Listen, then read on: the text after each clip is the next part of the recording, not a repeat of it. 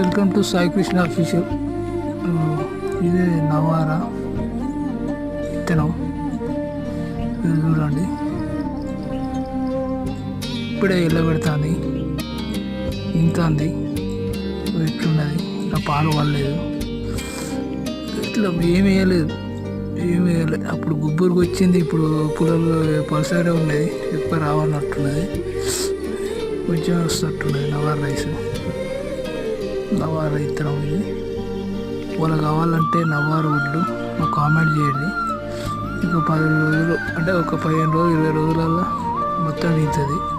తర్వాత 4 రోజులలో తడిమానికి కోస్తాం. ఇట్లున్నది చూస్తారుగా, ఇంకా పాలు పడలేదు.